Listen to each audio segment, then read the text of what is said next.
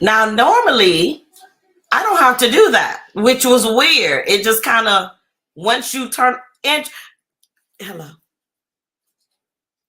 you're muted, Denise. Good evening. That was weird because It normally I was. don't have to make us come into the space. Anyway, go ahead.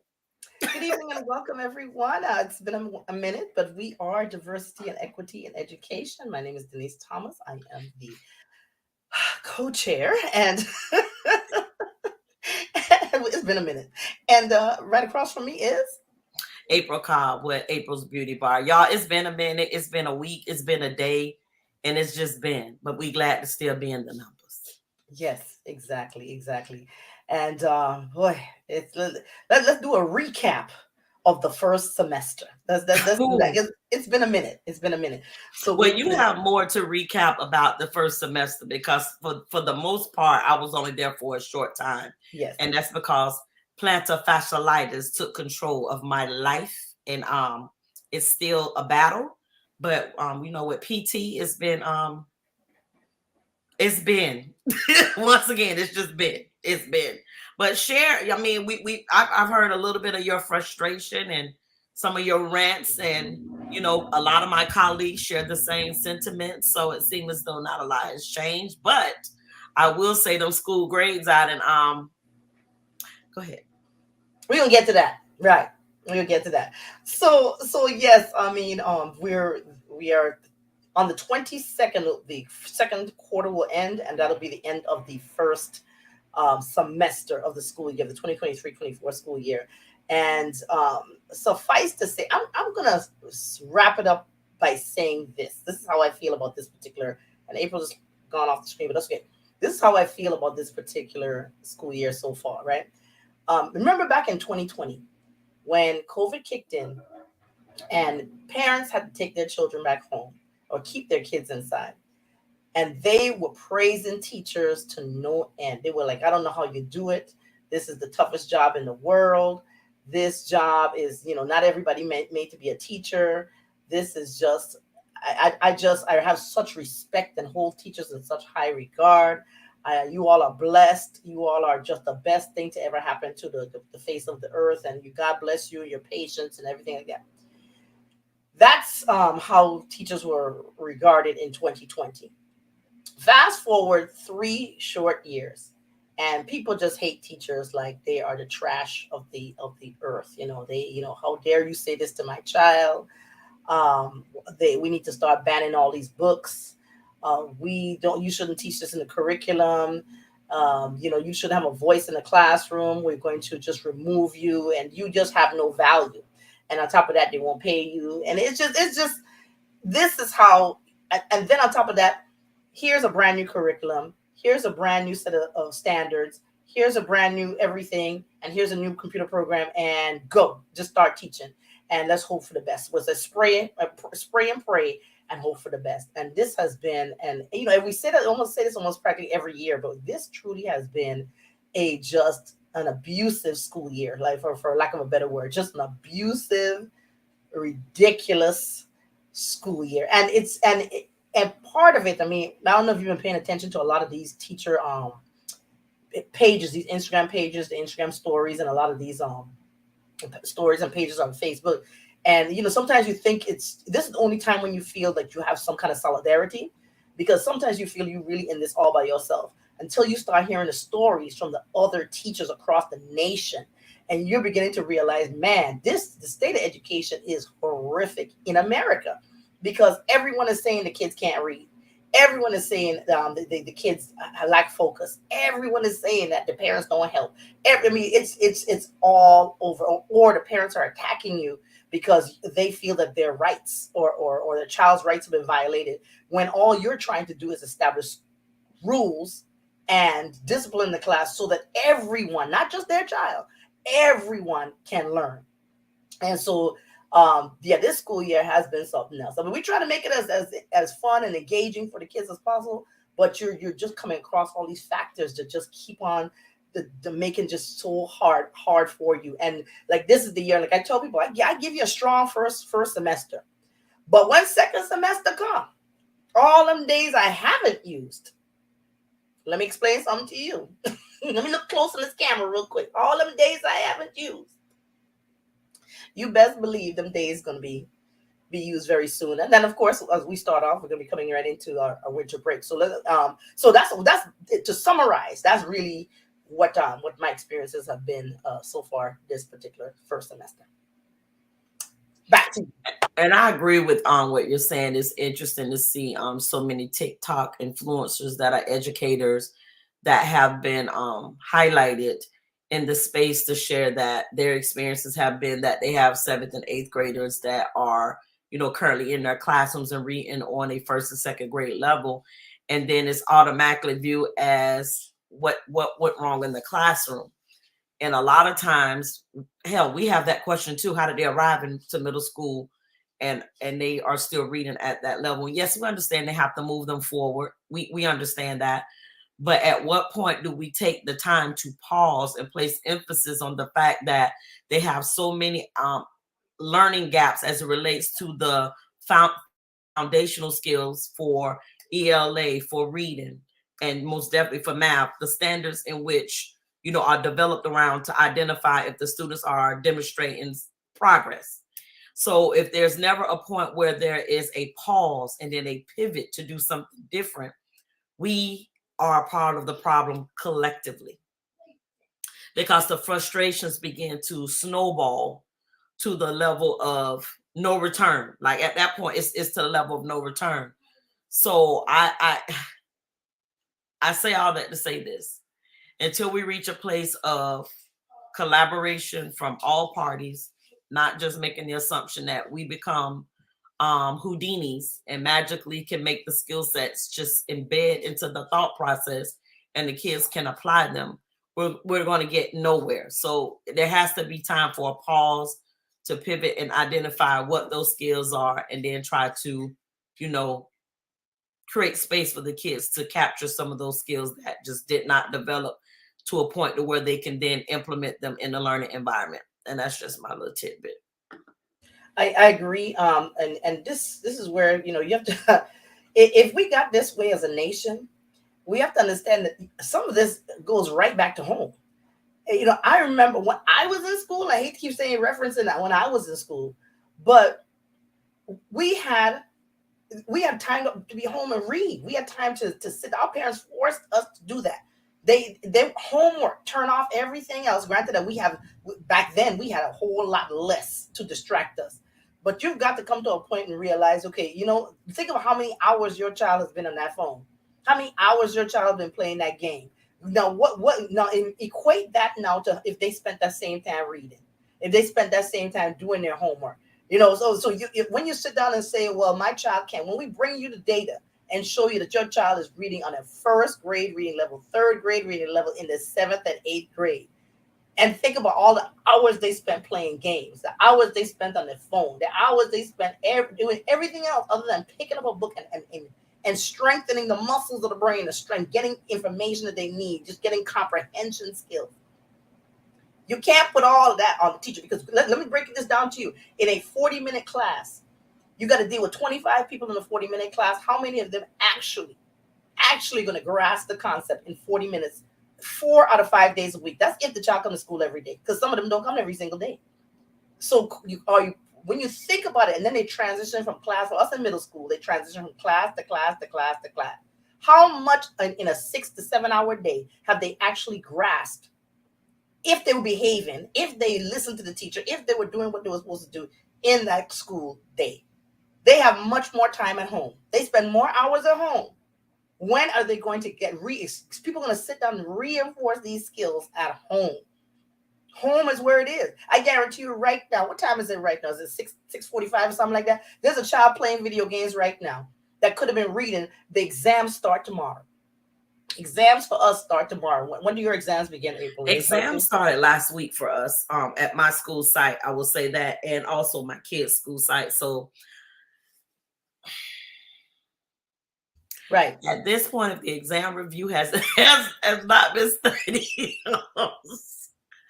I'm giddy right now. I'm just going to say at this point, if there has not been any remedial studying up until like 11:59, 59, because that's where you would be Right. measured from this point. Let it go. Just go and let them Yeah. play games at Yeah. this point. You know, No, they told. there's no need at this point, because I'm here to tell you, them exam review packets that came home for 8th grade, I was like, oh my God. And I always ask, because when I am at school, I always go over them so many at a time. No, I I don't know. I'm concerned with the amount of just packets that was pushed. So Hmm.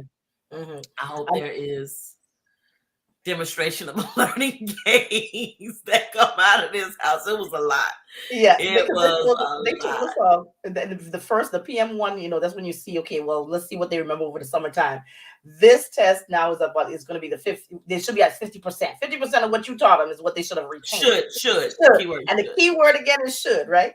And then should. by the time they come take that final exam, they should have at least a good 80% of retention of what they have. But retention And also requires that you stay focused. Like I read right now, like I said, when the 22nd comes and they're now out of school for 2 weeks, I guarantee you half of them are going to pick up the book and look at anything that they'll lose the skills during that time. yeah, which leads to school grades. Hmm. Hmm. Let's talk about that for a second. The school grades. School grades. So I know let's go back. So we had all of the excitement and applaud put in place for schools that made exponential gains Mhm. as it relates to their school grades. And we know there was some one key variable kept out of the equation as it relates to calculating the school grade for this particular year. We get that. Trust me, we get Mhm. that. But what I will say is this: we were all, applauding, great job, blah blah blah, so on and so forth. Those key schools included Potter, High, think Palm River was in there, Mhm. and there's two others I can't remember off the top of my head. Those always, um, come closer to the mind because I either have relatives that go there or know people that work there. So let's go back. Now we know how they arrive at those grades. Yes, great teachers, we get that, but there are so many additional supports in place Yes. that had put them in a position to where they demonstrated a need for the supports. Right. So that's why they got those, because they were at a failing point at some point. When they arrive at those grades, the B, the A, so on and so forth, they strip all the supports away. Mhm. Now, make it make sense, because if you took away all the extra support that they demonstrated a need for, as to why they arrived at the new grade, how does it make sense to take all the supports away Okay. and Mhm. expect them to function in the same capacity that they did prior to earning the grade that they had previously earned? Right. So now they arrive back at F's, not F's. I will say James stayed a D, not dropped to an F. Mhm. Mhm. Mhm. But what do we expect? It's not because the kids lack the ability. The kids just need additional supports based upon all the other overlaying variables that exist for them. Trauma. We can begin to lay them all out over and over again because we talked about them so many times. But the fact that we consistently remove the key supports necessary that help them rise up to the occasion, the better grade, it will never make sense to me. And I absolutely agree. I mean, we will say that the kids, we'll give them a support for, like, for example, our school, for example, give them a support in a particular subject. They might get a support in science, or they'll get a support in a language arts class or something like that. But I teach intensive reading, where of course we can clearly tie behavior to their academic success. Because if I'm very, very, very low in the 8th grade, in the 7th grade, I want to act up. I'm not going to read out loud because I don't want anybody to know that I can't read. So that you need to pull out. That's where you need the smaller groups, because you're packing the classes in, and unfortunately, you're not going to be able to get to what you need to get in a packed class. I'm talking about we teach an intensive reading. Okay, so there's where the supports are needed as well. You need it in math. I do understand, but when you take it out of everywhere, and you just maybe, and listen, that's if the child come to school that day, then they might get the support that day from that particular teacher. But you just don't have enough. You just don't have enough. And let's take a brief pause to identify the new way of work in ESE. The way that students that normally would be in a fused classroom, the new structure of ESE is where a student might receive a daily um, accommodation. A student might get a weekly accommodation. Some students may get a full fused classroom accommodation. Now, here we go. Math class, for example. If I have a student that receives a weekly accommodation, meaning that the ESE person assigned to work with students for the math department on the ESE side, pop in 1 day a week for about 20 minutes. What the hell? What benefit is that serving? Besides to say, let me look at your paper?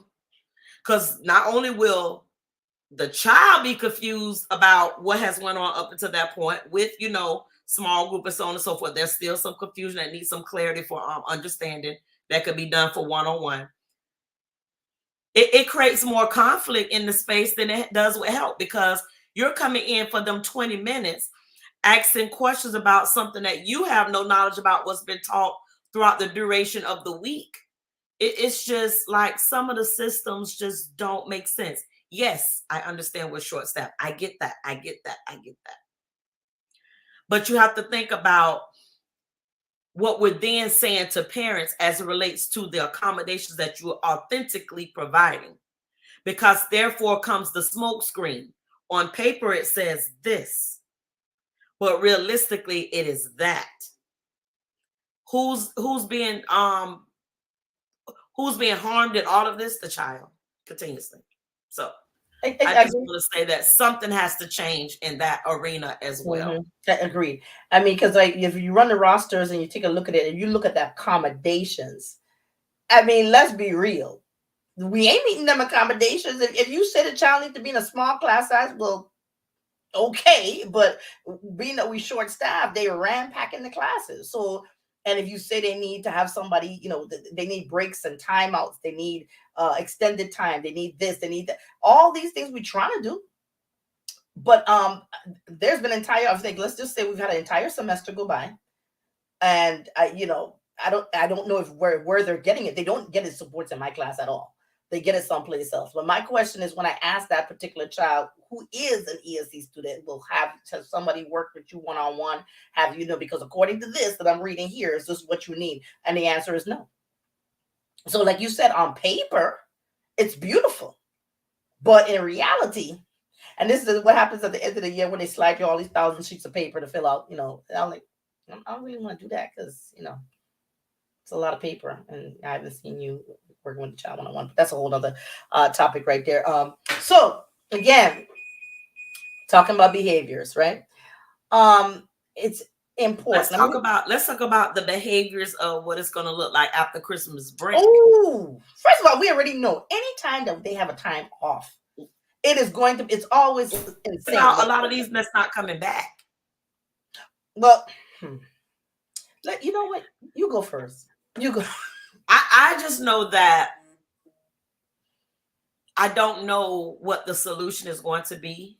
I don't know even where to begin to provide possibilities of solutions. Mm-hmm. I do know that the jump start of the school year, with so many substitutes being embedded into schools, and teachers were under the impressions that they were teachers, not saying that they went through the process, got a certification, or in the process of getting a certification. There was a lot of unknowing that, that person wasn't So that's how they could just walk out and leave the classroom. And that person wasn't. So that's how they grabbed a person and got in the car and left the room. And that person wasn't. That's why they didn't take the crap about being abused and verbally. So at some point there was some bamboozling going on. That's a good word. That's a good word. Bamboozle. And I don't know why, because it only hurt everybody collectively as a staff, because when the kids can pick up on these small pockets of things that don't look like it's going right, they can smell the fear. They can smell the this isn't a person that's going to stay here for the long haul. They know it. They know it. They know it. So as a result, they leave. People are not let me just say this: millennials are not taking crap off of kids. And millennials, when I say that, that's going to be the ones between the ages of 21 to about 32, 33. Correct. That's all the ones that left school. That's all the ones they not taking none of it. Your child act the fool, they acting the fool like this with them. Look. While they grabbing their grip and saying, I'm out. Because they are a part of that era to say, you're not going to do me this type of way. And I know there's a social presence where you could put this on social media, and it demonstrates what you're hoping it demonstrates, that I am weak in some areas. When I technically wanted to grab you by the throat and shake you a little bit, back into consciousness, to know that you can't put your hands on me. You can't stand in my face and scream so loud that where spit particles are touching me. Like it just creates such adverse responses to what a teacher really genuinely wants to do for a kid. And I don't know what the solution is for that. I don't know what the answer is, but I know that it is creating such traumatic experiences for some teachers where the body is shutting down. I'm here. Yes. Stress has just combined itself so much to where it is just creating ailments that never existed for me. No, I'm not one of the ones with the high blood pressure. What's the other one? Diabetes. That's not the one. Mine is my feet. It's the feet.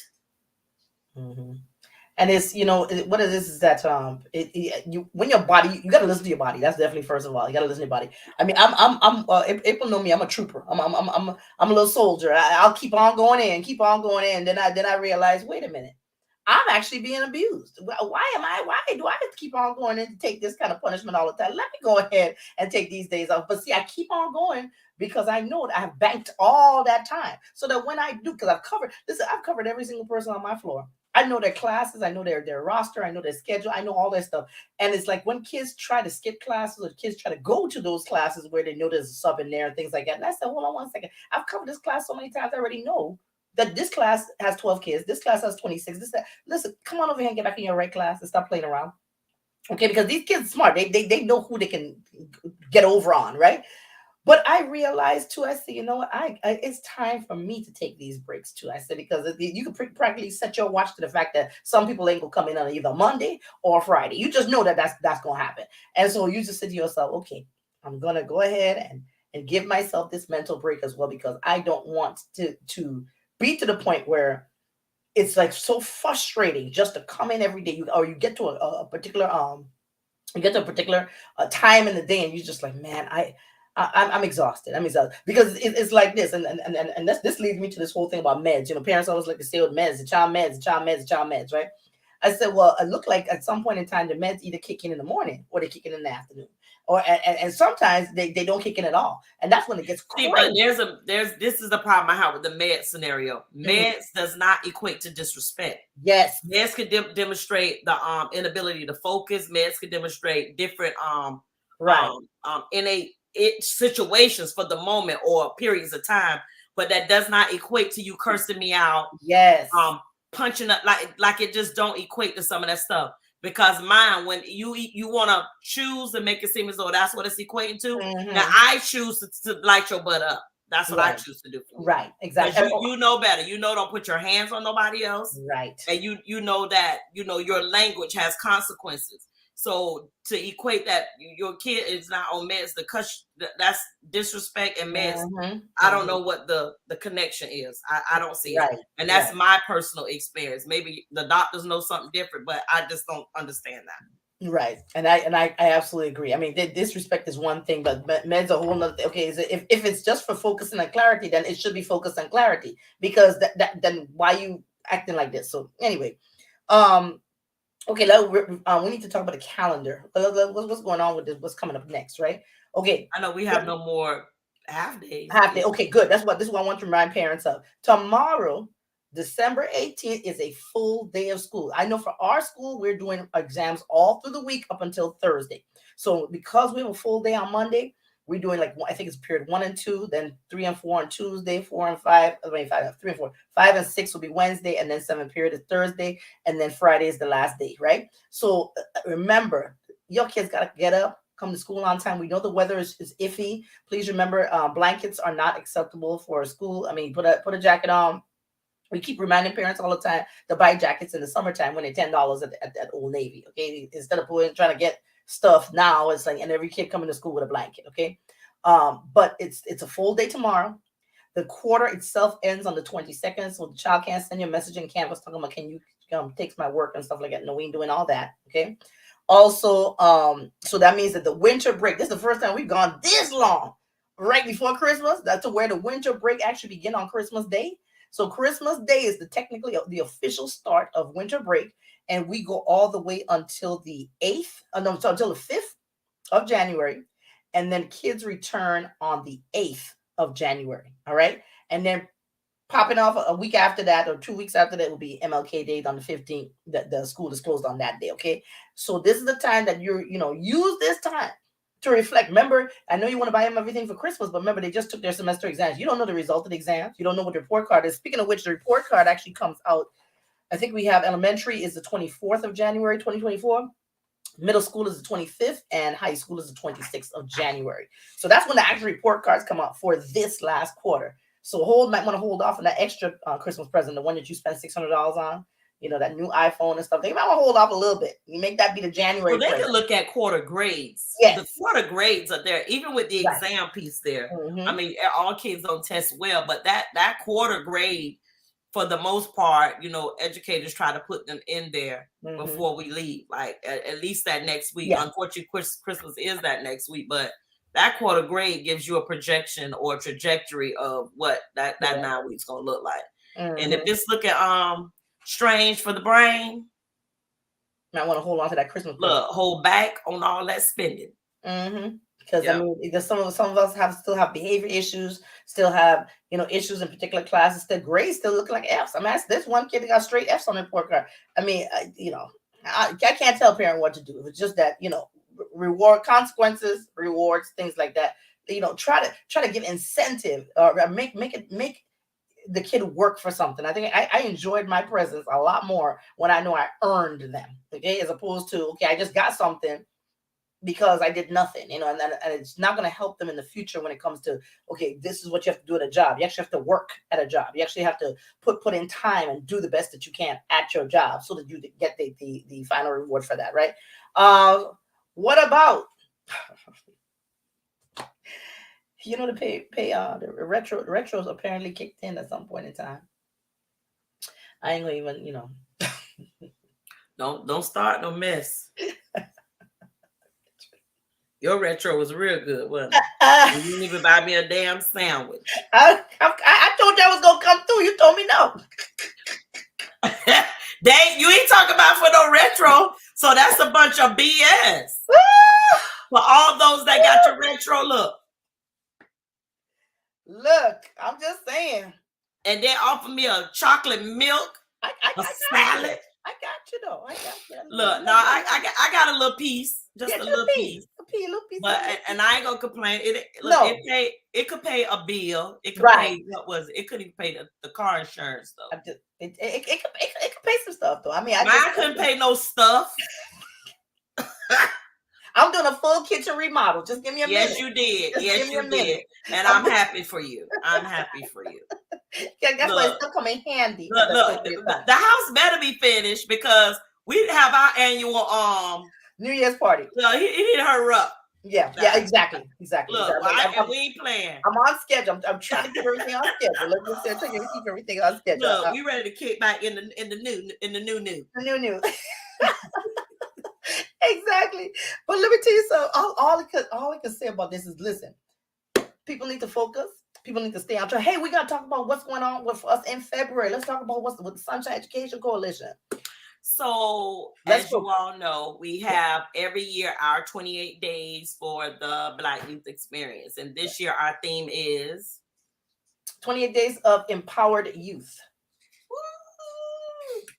So, we have already put the Save the Day out there along with our Safe Day of Learning that's being held again this year, the I Am Valued Youth event. And that's the day where we host an event where youth would traditionally be out of school, and we provide a safe day of learning for them on various topics. And this year, we're waiting on one individual to respond, and our PR person, Miss Oates, we need you to get onto that one person because he has yet to respond about the gun safety. So yeah, we'll see how that works. Exactly. He's yet to respond. It takes 5 minutes to respond to an email. Yes or no. Yes, and I will go ahead. Let me go ahead and I pulled it up on the screen. Yeah, Denise have the full details. I'm about to fall all the way on. I'm about to tap out. All right, let me give you the details about it. Okay. So it's called 28 Days of Empowered Youth. We're going to repost it as well on this link. Week 1, which is the week of February 5th. It's why can't the kids read? This is the topic we just started off talking about. What is happening between home, elementary school, middle school? What is happening? Why can't the kids read? And it's more than just I drop them off to school and this is it. Okay.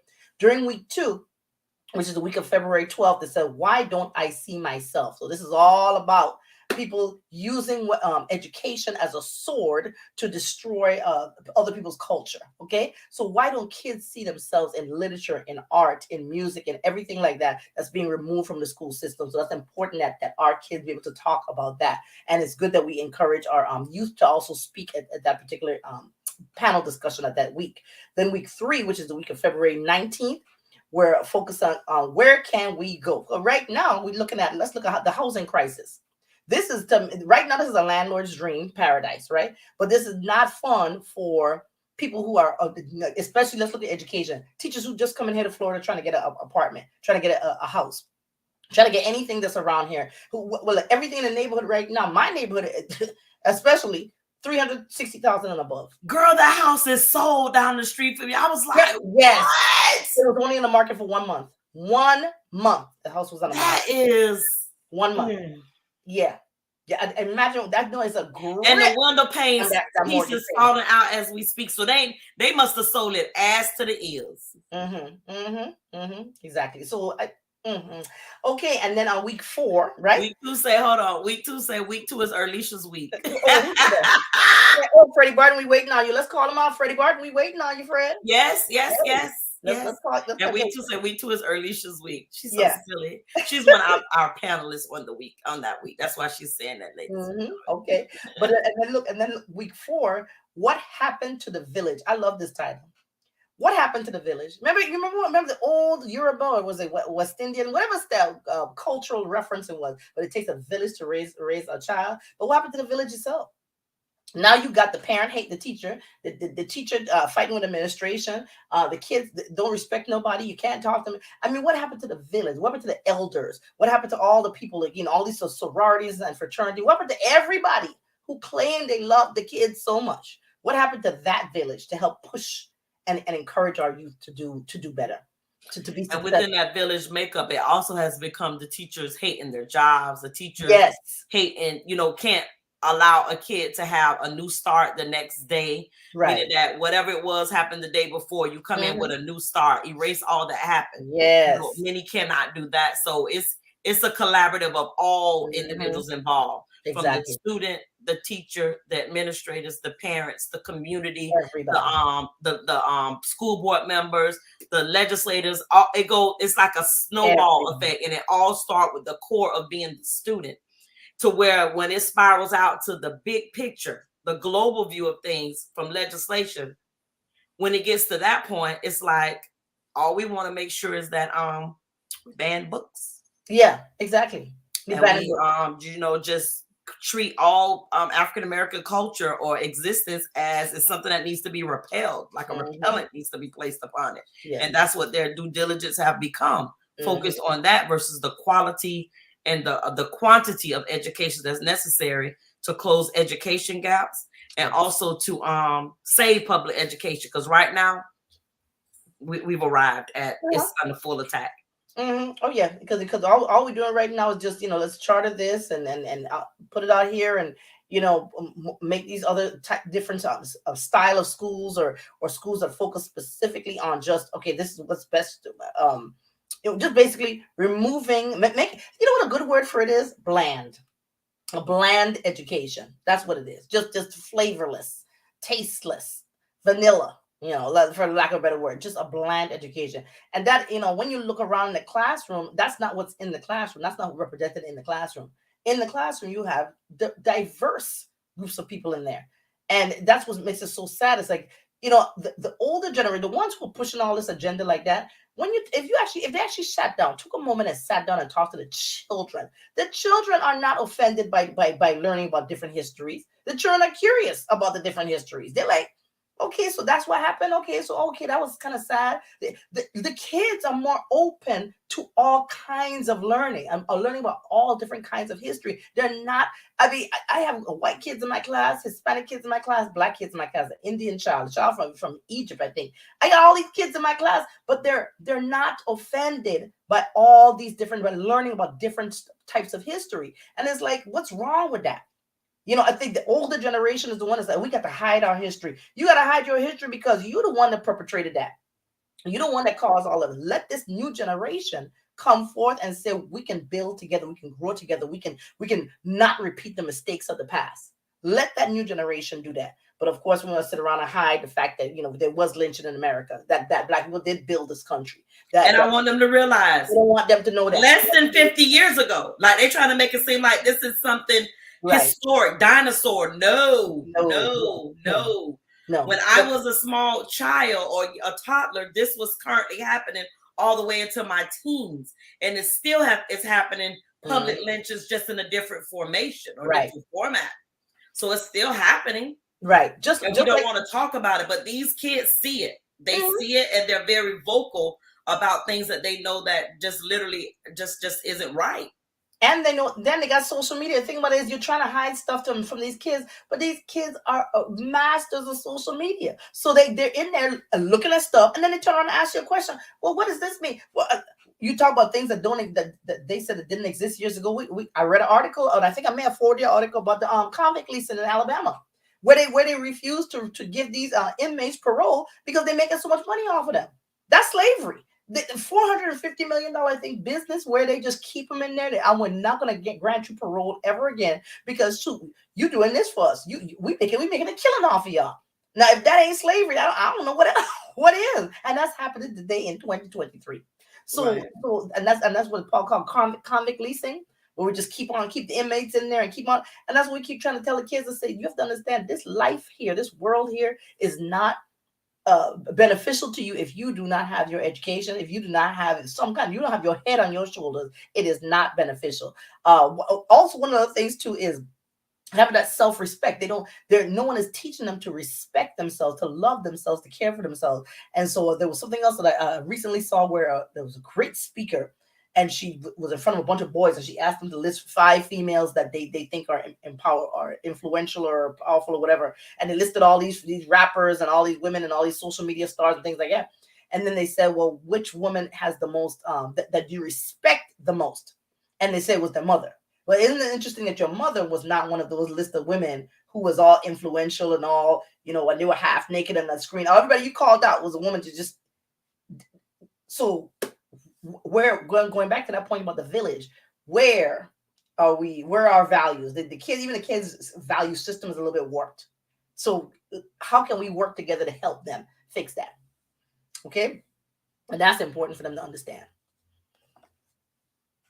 All right, so what you got, April? That's pretty much it. I want to say that Alicia said that February is her birth month. Yeah, we know. Yes, we know. And then she said they only come out for Great American Teaching. We need the village all year. Yes, most definitely. And at some school sites, they do have the village all year principles that occur where individuals are constantly coming into schools, giving back, serving in some capacity where it's not just a 1 day event. So it does occur. It does occur. That's true. That's true. We have but we have people who do also to come in and do some things that are a little bit uplifting for the teachers as well. That we do need to have that. And that is a wonderful thing. Now I will say that pizza parties and giving something to eat, that's wonderful. But we can always go home when the kids leave. That's also a mental health breaker. We don't have to have a meeting every Monday or Tuesday, whatever it is I'm just throwing out what I personally feel. I'm just trying to figure out, how did we revert back so quickly to in-person meetings when it has proven that the virtual meetings are just as impactful? Because we still have team meetings with parents. We still have virtual meetings with parents. And if we don't get rid of this antiquated system of having to have conference nights where the majority of the parents are not coming on those nights because they too have to work, they too have responsibility, they too. We get that. You would get more. We've seen that you could get more parent engagement for the parent night, conference night, just virtual. I mean, it will also save gas. It will save the headache of trying to get from point A to point B. It can also happen in the car driving home. It can happen at work. It can happen a bunch of places. Like, help us help the parents, but also into those spaces of remembering that during COVID, there's certain things that work, because in the courthouse system, they still not back. Right. They made sure they understood that it didn't take all that gas.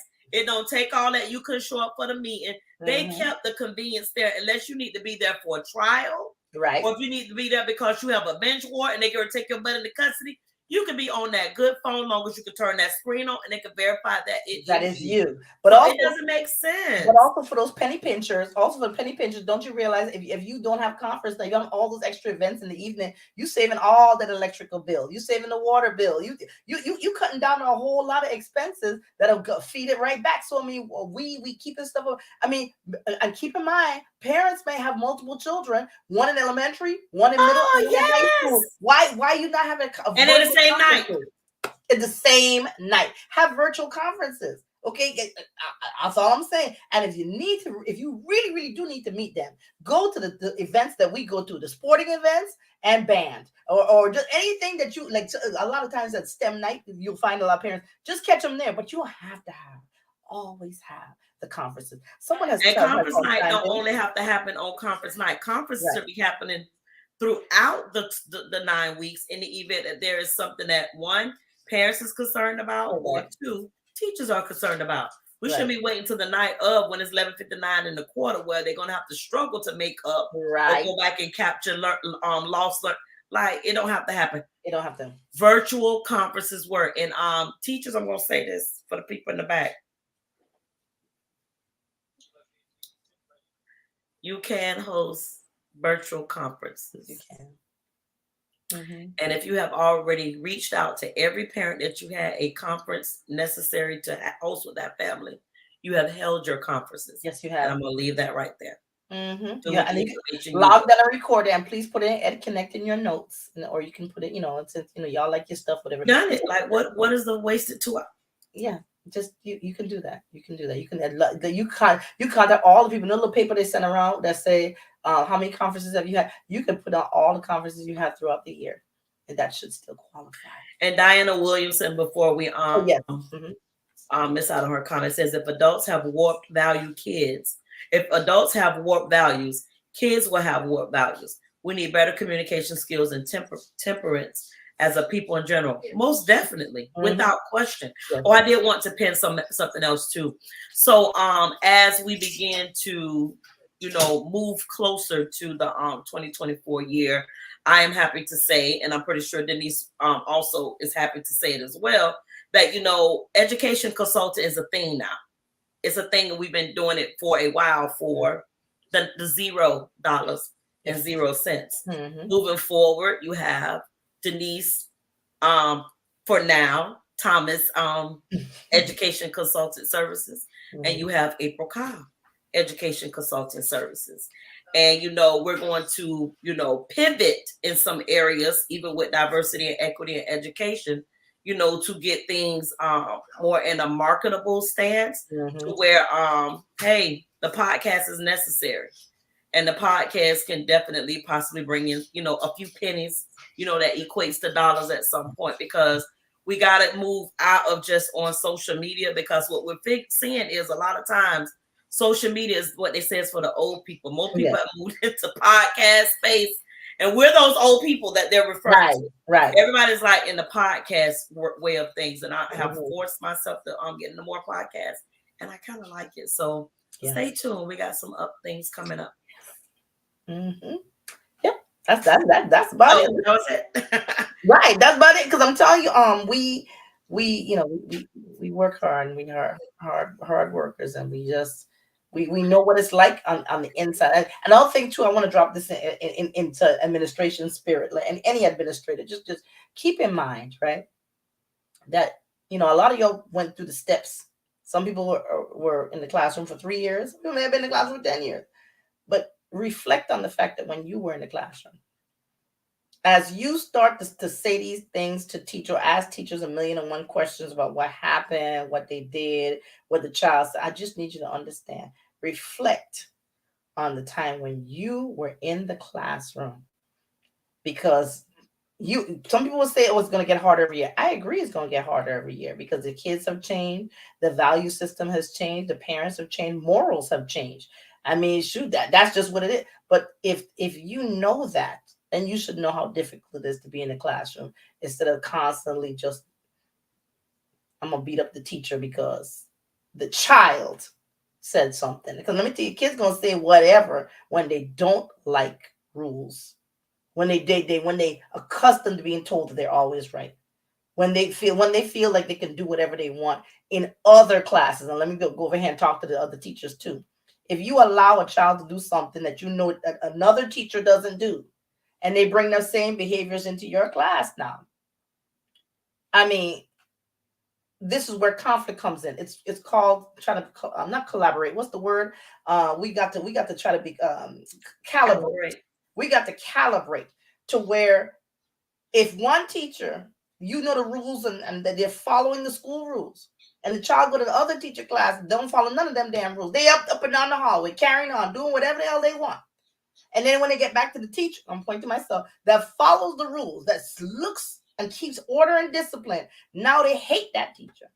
And everything else that teacher mouth, they're going to make 1,000,001 stories, because I just don't want to do what you tell me to do. Why I can't go to the bathroom when I want? Why I can't cut class when I want? Why I can't sit on the desk when I want? Why I can't make noise? Why I can't walk around? Why I can't do whatever I want to do all the time? So understand, teachers, when we calibrate, we make it easier for everyone. Everyone. That's all I can say about it. Make it easier for everyone. That's all I got to say about that. I'm going to leave it at that. You got anything else? That's all I got. I'm ready to lay down. We done gave y'all but it's been good. Remember, this 5-day countdown is real. Thank you, Jesus. They need to be in school to take these exams, because taking exams after they come back is going to be, it's a lot of learning loss happens in the 2 weeks. Like it's interesting that it happens so quickly too. So take the time, put them on in there unless they have the flu or the COVIDs. Not COVID, the COVID. Make sure COVIDs. Make sure they come. They have COVIDs. Put them to bed now. Let them get a good night's sleep. Yeah. So, and put them on the mat. Nowadays, just mask them up and send them home. They can take the test and come pick them up early. Right. That's it. Yeah, but it's going to be hard for them to take those tests later. So just go ahead and stuff them in the bus or in the car. Take the test, and remember, there's no early release on this Monday. And we hope you all enjoyed what we had to say today, because one thing we do is have conversations around realistic areas that happen in the classroom. And we don't sugarcoat it. That's right. All right. Yep. And check us out at www.sunshineeducationcoalition.org. And you can check us out on Facebook, and we're on the gram as well. Yes, we'll do it for that. I ain't gonna do it. I ain't gonna do it. And check out this mohawk. I see it. It's pretty. You see it? Look, one thing I know about it, You see I it? don't care what they look like no more. I ain't ever certain styles I ain't ever doing again. It was beautiful. It's cute. Several Let me I tell you, ain't the ever doing takedown. I again. know this takedown gonna be some. Ooh. Listen, I ain't ever doing again. You see these roots that went right back white all again. I'm tired of it. I'm so like it's just snow right here. Just snow white. Yeah. I might accept Like it the next full year. white. I ain't accepting it Yeah. this year. Not this All right, guys, it's been real. Y'all have a great day. Make it a fabulous week because time. one thing for certain, two things that for sure, you're in control of it. Have a good night. Bye.